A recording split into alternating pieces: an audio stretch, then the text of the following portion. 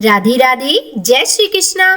तो आप सभी को आज मनाए जाने वाले गोवर्धन त्योहार की हार्दिक शुभकामनाएं। देखिए, वैसे तो यह त्योहार दिवाली के अगले दिन ही मनाया जाता है, पर इस बार यह त्योहार दिवाली के एक दिन बाद आया है, क्योंकि यह त्योहार मनाया जाता है कार्तिक माह के शुक्ल पक्ष की उदया प्रतिपदा तिथि को। और देखिए, इस बार जो कार्तिक महीने के शुक्ल पक्ष की प्रतिपदा तिथि है वो शुरू हुई थी 21 अक्टूबर मंगलवार को शाम 5:55 पर और यह समाप्त होगी आज यानी कि 22 अक्टूबर बुधवार को रात 8:16 पर। तो ऐसे में उदया तिथि के आधार पर यह गोवर्धन पूजा आज की जाएगी। और अगर अब मैं आपको गोवर्धन पूजा के प्रातःकाल शुभ मुहूर्त के बारे में बताऊं तो यह समय रहेगा सुबह 6:26 से लेकर सुबह 8:42 तक। और इसका दूसरा शुभ मुहूर्त है दोपहर 3:29 से शाम 5:44 तक। देखिए, गोवर्धन पूजा को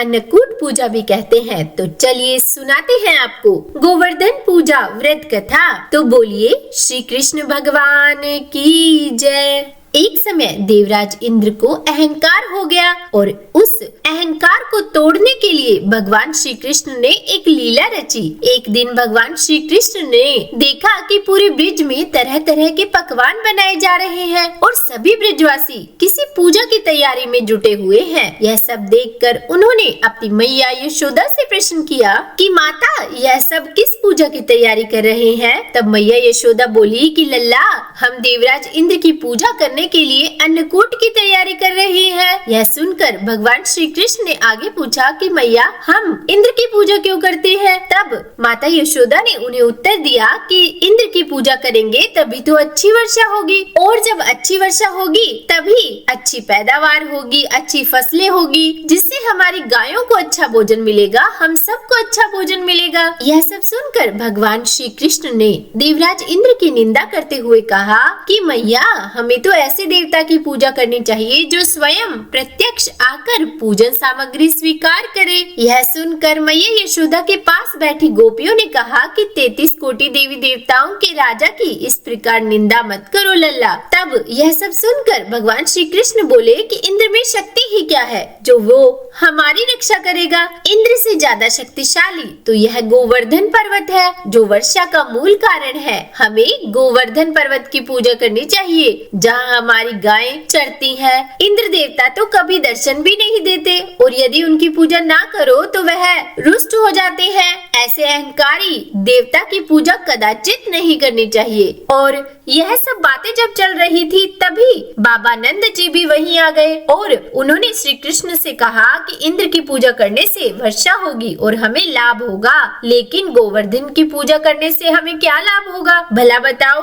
तब भगवान श्री कृष्ण ने उत्तर दिया कि हमारी गायें गोवर्धन पर्वत पर चरने जाती हैं। गोपिकाओं के आजीविका का एकमात्र साधन गोवर्धन पर्वत है। यह सुनकर सभी लोग बहुत प्रभावित हुए और सभी ने मिलकर इंद्रदेव की जगह भगवान श्री कृष्ण द्वारा बताई गई विधि से गोवर्धन पर्वत की पूजा अर्चना करी। और गोवर्धन पर्वत ने समस्त पूजन सामग्री को स्वीकार भी किया और सबको खूब आशीर्वाद दिया। तभी नारद मुनि इंद्र महोत्सव देखने की इच्छा से ब्रिज में आए। वहाँ ग्वालों ने उन्हें बताया कि इस वर्ष श्री कृष्ण के परामर्श से हमने देवराज इंद्र का पूजन बंद कर दिया है और अब हम गोवर्धन पूजन करेंगे। यह सब सुनते ही नारद मुनि उल्टे पांव इंद्र के दरबार में पहुँचे और बोले कि हे देवराज, आप अपने महल में सुख की नींद ले रहे हैं और उधर ब्रिज में आपकी पूजा समाप्त करके गोवर्धन पर्वत की पूजा हो रही है।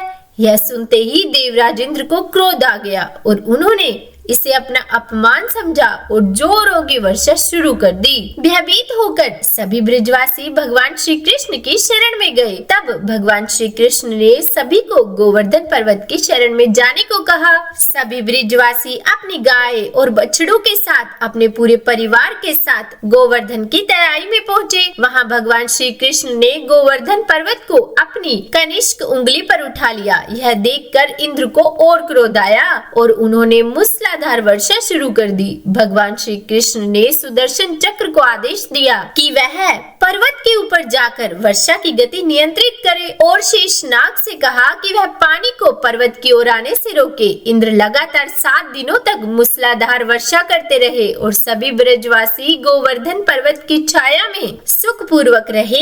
यह सब देखकर इंद्र को शंका हुई कि उनका मुकाबला करने वाला कोई साधारण मनुष्य नहीं हो सकता। तभी ब्रह्मा जी वहां प्रकट हुए और इंद्रदेव से बोले कि हे इंद्रदेव, आप जिस बालक को परास्त करने की कोशिश कर रहे हैं वो कोई और नहीं भगवान श्री हरि विष्णु का ही अंश है और पूर्ण पुरुषोत्तम नारायण है। यह सब सुनकर देवराज इंद्र ने भगवान श्री कृष्ण से अपने भूल की क्षमा मांगी और उसके बाद उन्होंने भगवान श्री कृष्ण की पूजा करी और फिर 7वें दिन भगवान ने गोवर्धन को नीचे रखकर इसी भांति प्रतिवर्ष गोवर्धन पूजा करके अन्नकूट उत्सव मनाने की आज्ञा दी।